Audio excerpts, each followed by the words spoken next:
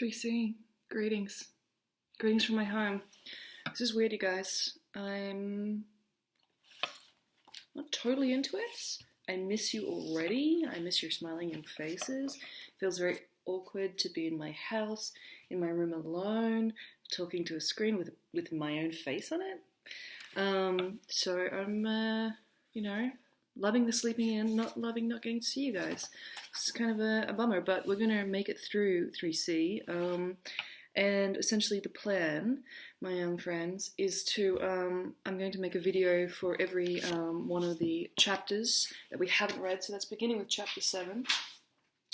And I'm also going to make a video about the Russian Revolution and its connections to Animal Farm, because that was a lesson that I'd already planned. I'm going to do that in the next few days, and I'm also going to do a lesson about the themes of Animal Farm and give you some activities. This is all going to be centered around the PowerPoint that I've already made for you that's already available on Moodle. This is also a really good time, 3C, for you to be doing things like improving your listening. A lot of you were wondering after the listening test, how can I improve? You're stuck at home now. You can be using those resources I talked to you about, like the BBC. Even just watching Netflix, talking to your friends about it. I know you have a 3C WhatsApp group, I'm sure you do.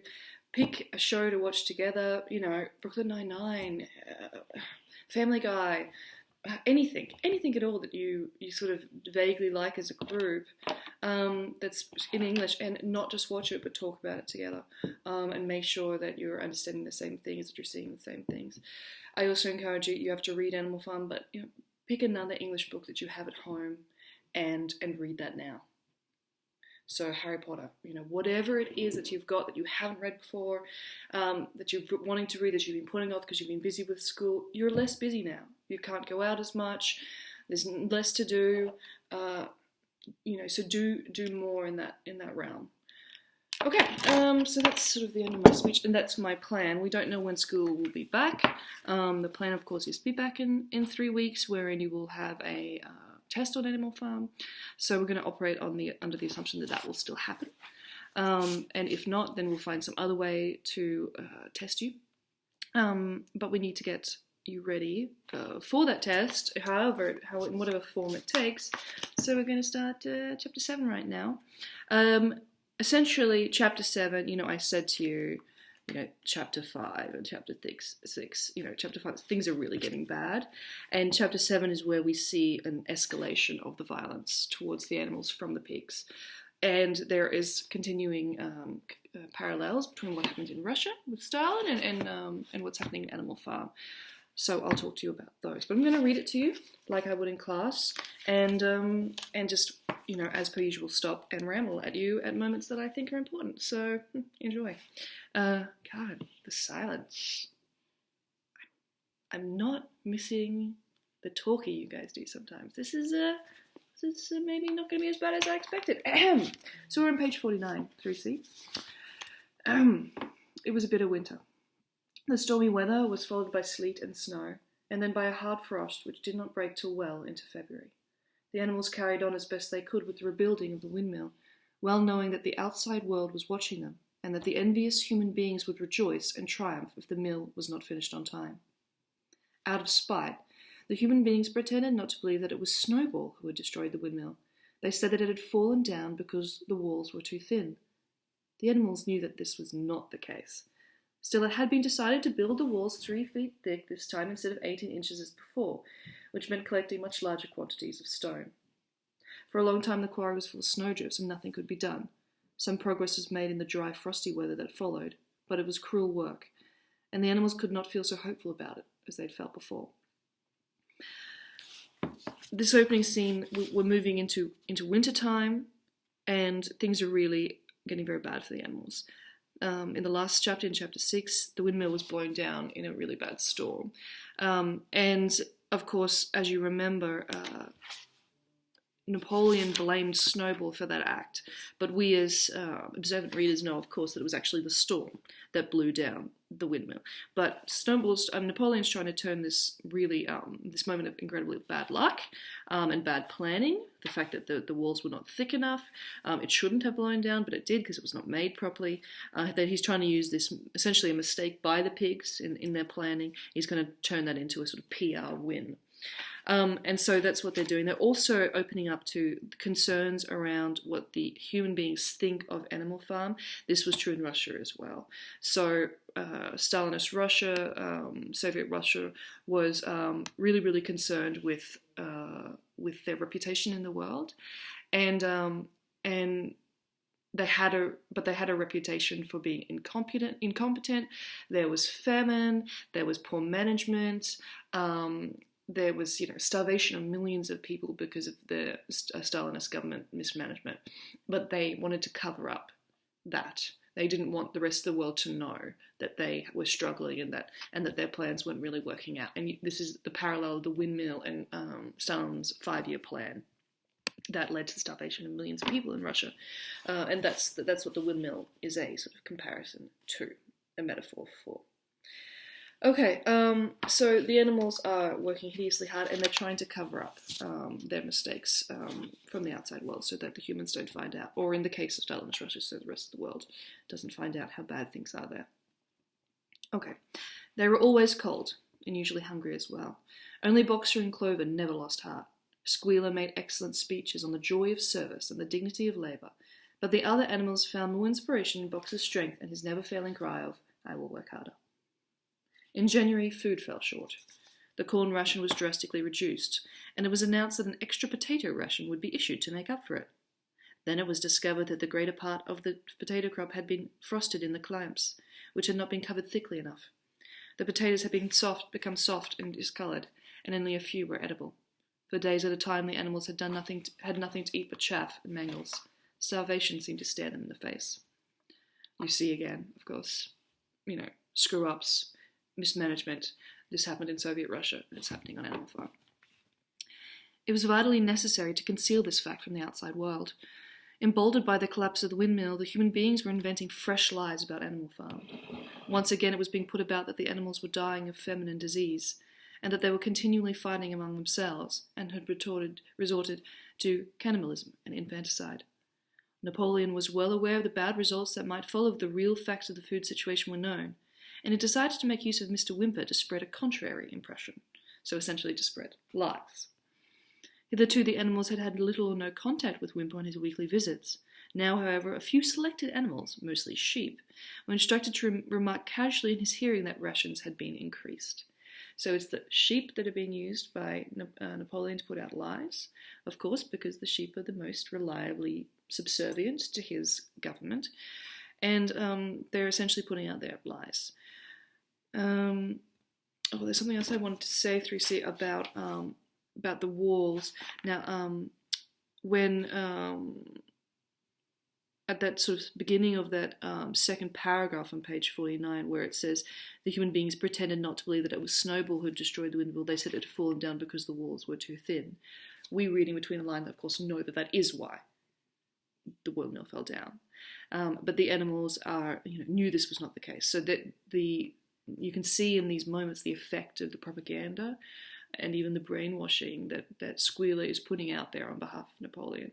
So the animals are really, really doing their best to ignore basic logic. Like, they know, they were there for the storm, they heard the wind, and they know the reality of the situation, of course. But they don't want to believe it. They want to believe that it was actually Snowball's fault, and this is true. This is always the case with human beings. We want to believe facts that are convenient to us, and inconvenient facts are something that we like to choose to ignore sometimes. Hitherto, the animals had had little or no contact with Whymper on his weekly visits. Now, however, a few selected animals, mostly sheep, were instructed to remark casually in his hearing that rations had been increased. In addition, Napoleon ordered the almost empty bins in the store shed to be filled nearly to the brim with sand, which was then covered up with what remained of the grain and meal. On some suitable pretext, Whymper was led through the store shed and allowed to catch a glimpse of the bins. He was deceived, and continued to report to the outside world that there was no food shortage on Animal Farm. Nevertheless, towards the end of January, it became obvious that it would be necessary to procure some more grain from somewhere.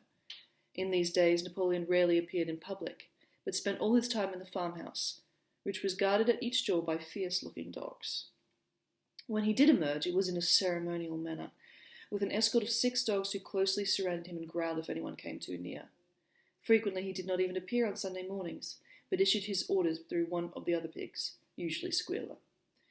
Okay, so Napoleon is distancing himself from the other animals, and it's all becoming very ceremonial, very king-like. He's not approachable. He's surrounded by his sort of the equivalent of the SS, or sort of the secret police, the state police, which the dogs have been turned into, those puppies that he stole from the 2 mothers who gave birth pretty soon after the revolution. And he's using Squealer as his mouthpiece now, so he's no longer engaging with the other animals at all. And this happened during Stalinist Russia, and it happens a lot in authoritarian governments. To begin with, they sort of make themselves out as sort of, of the people, but as time progresses, these leaders become more and more reclusive and more distant. Hitler did the same thing. One Sunday morning, Squealer announced that the hens, who had just come into the lay again, must surrender their eggs. Napoleon had accepted through Whymper a contract of 400 eggs a week. The price of these would pay for enough grain and meal to keep the farm going till summer came on and conditions were easier. This is why I said to you, you have to try and remember the promises that were made to the animals at the beginning of the revolution. Because if you go back to chapters 2 and 3, you will see that the hens are really being betrayed here. And they react very strongly. When the hens heard this, they raised a terrible outcry. They had been warned earlier that this sacrifice might be necessary, but had not believed that it would really happen. They were just getting their clutches ready for the spring sitting, and they protested that to take the eggs away now was murder. For the first time since the expulsion of Jones, there was something resembling a rebellion. Led by 3 young black Minorca pullets, the hens made a determined effort to thwart Napoleon's wishes. Now, black Minorca pullets, you don't need to know words like that. It's a type of hen. It's a type of chicken. There's some words in this book you just don't need to know to understand. What you need to know from that moment is that, led by a few determined hens, they've decided to have like a sort of mini rebellion against the stealing of their eggs. Their method was to fly up to the rafters and there lay their eggs, which smashed to pieces on the floor. It's quite a bold rebellion. Napoleon acted swiftly and ruthlessly. He ordered the hens' rations to be stopped and decreed that any animal giving so much as a grain of corn to a hen should be punished by deaths. The dogs saw to it that these orders were carried out. For 5 days the hens had out. Then they capitulated and went back to their nesting boxes. 9 hens had died in the meantime. Their bodies were buried in the orchard, and it was given out that they had died of coccidiosis. Okay. Now, I don't even know what that is, but it sounds like a disease that strikes hens or chickens. Lying to manipulate the facts. We have that again. I need a blanket. I'm cold. I need a blanket. Oh, gosh. I need a blanket. Oh, dear. Okay. Put a little blanket on my legs because I'm an old lady. Okay. So, let's go back and talk about what just happened. Using food to control people. This happened in Soviet Russia, and it's happened in a lot of authoritarian governments. They already don't have a lot of food. They're not getting access to food. And of course, food is a necessity. So beware governments that control access to food, essentially, is the message from this. Humans need to have enough food to survive, and so do chickens. And the chickens here are going against the wishes of their government. And if your government controls your food and you go against the government's wishes, of course, then you're in trouble. The dogs, of course, are the muscle. The hens are, doing their best to hold out against this. But after 5 days, of course, they have to go back. They can't survive without food for that long, and 9 have died. This is really bad for PR. So you're ruining my video. I need to tell you who that was. So this is, of course, really bad for PR, really bad for public relations. So Squill and Napoleon, they don't want the rest of the farm, or certainly not the outside world, to know about this little mini rebellion by the hens. Okay. And so they put out a lie that these 9 hens didn't die. That they don't want people to know that the hens died because of a rebellion and because they weren't given food, but so they pretend that it was by a disease. So this is, all parallels to Stalinism, parallels to other authoritarian regimes. Let's keep reading. All this while no more had been seen of Snowball. He was rumoured to be hiding on one of the neighbouring farms, either Foxwood or Pinchfield. Napoleon was by this time on slightly better terms with the other farmers than before. Reading between the lines there, Snowball is probably on neither of these farms. Not to spoiler alert you, but Snowball never returns to Animal Farm, and he never comes back as a character. He disappears, but his memory is kept alive. A false version of who he was is kept alive by Napoleon to be used when it's useful to him. So he uses Snowball to scare the animals. He used Snowball to scare them about the windmill, so he lied and said that it was Snowball's fault that the windmill had fallen down, though of course we all know that it was actually the wind. So he uses Snowball as a sort of fear, to create fear in the animals. So there's 2 ways that authoritarian governments can control us: through practical means, like not giving us access to food, and then through sort of psychological means, by frightening us, by saying things, oh, you don't want Mr. Jones to come back, it was Snowball's fault, he's going to come and he's going to, So Stalin did this, many other authoritarian governments have done this, and then we see the parallel in the book. Remember how I told you there's the layer of the story, just a story about animals and their revolution, then there's the Stalinist reference, and then you can even broaden this out and talk about other revolutions. Not that all revolutions are bad, because revolution is and can be a really, really good thing, but how it's rolled out, and if it leads to authoritarianism, that's what Orwell's warning against here. Not that it's a bad thing to stand up to your government, because it can be a really good thing to stand up to your government. It's what structure of society comes into place after that revolution. That's the interesting, and that's always the question. That's always the concern. Okay, let's keep reading. Napoleon was by this time on slightly better terms with the other farmers than before. It happened that there was in the yard a pile of timber which had been stacked there 10 years earlier, when a beech spinney was cleared. It was well seasoned, and Whymper had advised Napoleon to sell it. Both Mr. Pilkington and Mr. Frederick were anxious to buy it. Napoleon was hesitating between the two, unable to make up his mind. It was noticed that whenever he seemed on the point of coming to an agreement with Frederick, Snowball was declared to be in hiding at Foxwood, while when he was inclined towards Pilkington, Snowball was said to be suddenly in Pinchfield. Suddenly, early in the spring, an alarming thing was discovered. Snowball was secretly frequenting the farm by night. The animals were so disturbed that they could hardly sleep in their stalls. Much, of course. Using fear. Every night, it was said, he came creeping in under cover of darkness and performed all kinds of mischief. He stole the corn, he upset the milk pails, he broke the eggs, he trampled the seed beds, he gnawed the bark of the fruit trees. So they're creating narratives about what Snowball's doing, to blame him for things that are going wrong on the farm, and to create a false enemy, so that the animals are too scared of Snowball to think about what Napoleon's doing to them, what the pigs are doing to them. And we see this, of course, this is what, in the lead up to World War II, this is what Hitler did about the Jewish people, making up stories about what Jews were doing in Germany, to make them into scapegoats, essentially. A scapegoat is the person that you blame for the things that are going wrong, even though they're not responsible for that. I can't think of the Dutch word. Anyway, let's hurry on. I've already been talking for 18 minutes, and we're not even halfway through this. Gosh, I talk a lot. I'm sorry, Lucy. I'm going to keep going. All right. The animals were so disturbed that they could hardly sleep in their stalls. Every night, it was said, he came creeping in under cover of darkness and performed all kinds of mischief. He stole the corn, he upset the milk pails, he broke the eggs, he trampled the seed beds, he gnawed the bark of the fruit trees. Whenever anything went wrong, it became usual to attribute it to Snowball. If a window was broken or a drain were blocked up, someone was certain to say that Snowball had come in the night and done it. And when the key of the store shed was lost, the whole farm was convinced that Snowball had thrown it down the well. Curiously enough, they went on believing this even after the mislaid key was found under a sack of meal.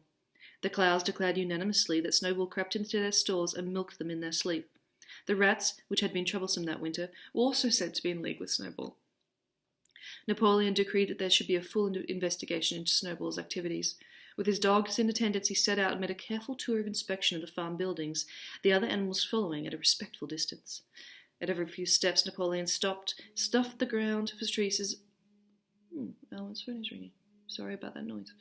At every few steps, Napoleon stopped and snuffed the ground for traces of Snowball's footsteps, which, he said, he could detect by the smell. He snuffed, not true, of course. He snuffed in every corner, in the barn, in the cowshed, in the hen houses, in the vegetable gardens, and found traces of Snowball almost everywhere. He would put his snout to the ground, give several deep sniffs, and exclaim in a terrible voice, "Snowball! He has been here! I can smell him distinctly!" And at the word Snowball, all the dogs let out blood-curdling growls.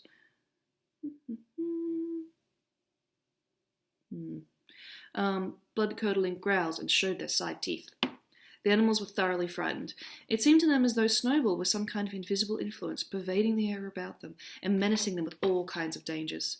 In the evening, Squealer called them together, and with an alarmed expression on his face told them that he had some serious news to report. "Comrades," cried Squealer, making little nervous skips, "a most terrible thing has been discovered. Snowball has sold himself to Frederick of Pinchfield Farm, who is even now plotting to attack us and take our farm away from us. Snowball is to act as his guide when the attack begins. But there is worse than that. We had thought that Snowball's rebellion was caused simply by his vanity and ambition, but we were wrong, comrades. Do you know what the real reason was? Snowball was in league with Jones from the very start. He was Jones's secret agent the whole time. It has all been proved by documents which were left behind by him and which we have only just discovered. To my mind, this explains a great deal, comrades. Did we not see for ourselves how he attempted, fortunately without success, to get us defeated and destroyed at the Battle of the Cowshed?" Of course, Snowfield was the hero of the Battle of the Cowshed. He even got an award, he got a medal for it. We know that, we remember it, and we can go back and reread what happened at the Battle of the Cowshed, right? Because we're literate. The animals can't go back and reread it, and they can only rely on their memory. And when you're told something is true over and over again, you come to believe it, even if your memory says that it was false. That's why being literate and having books and being able to read things is so important. Being able to see our history and be able to reread it and go back is incredibly important. Otherwise, lies can be told about it. And that's what's happening here. They're rewriting history. They're rewriting the story of what happened at the Battle of the Cowshed. They're totally changing the events and making it out like Snowball was on the side of Jones, when in reality we all know that Snowball was one of the bravest people fighting against Jones. The animals were stupefied. This was a wickedness far outdoing Snowball's distraction of the windmill. But it was some minutes before they could fully take it in. They all remembered, or thought they remembered, how they had seen Snowball charging ahead of them at the Battle of the Cowshed, how he had rallied and encouraged them at every turn, and how he had not paused even for an instant when the pellets from Jones's gun had wounded his back. At first it was a little difficult to see how this fitted in with his being on Jones's side. Even Boxer, who seldom asked questions, was puzzled. He lay down, tucked his forehoofs beneath him, shut his eyes, and with a hard effort managed to formulate his thoughts.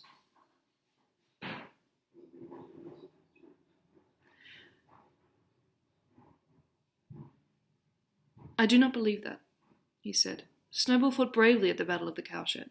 I saw him myself. Did we not give him Animal Hero First Class immediately afterwards?" Good. Boxer's asking questions. Let's see what happens next. "That was our first mistake, comrade. For we know now, it is all written down in the secret documents that we have found, that in reality he was trying to lure us to our doom. But he was wounded," said Boxer. "We all saw him running with blood." "That was part of the arrangement," cried Squealer. "Jones's shot only grazed him. I could show you this in his own writing if you were able to read it. The plot was for Snowball at the critical moment to give the signal for flight and leave the field to the enemy. And he very nearly succeeded. I will even say, comrades, he would have succeeded if it had not been for our heroic leader, Comrade Napoleon.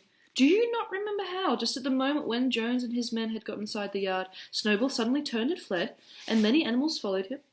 And do you not remember too that it was just at that moment, when panic was spreading and all seemed lost, that Comrade Napoleon sprang forward with a cry of death to humanity and sank its teeth in Jones's leg?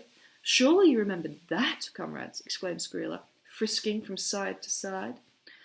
Now, when Squealer described the scene so graphically, it seemed to the animals that they did remember it. At any rate, they remembered that at the critical moment of the battle, Snowball had turned to flee. But Boxer was still a little uneasy. I do not believe that Snowball was a traitor at the beginning, he said finally. What he has done since is different, but I believe that at the Battle of the Cowshed he was a good comrade. Yeah, okay, but I'm not done. Okay, 3C. I'm going to stop this now because I want to watch Ruta talk about this whole situation. But I'm going to finish this chapter later.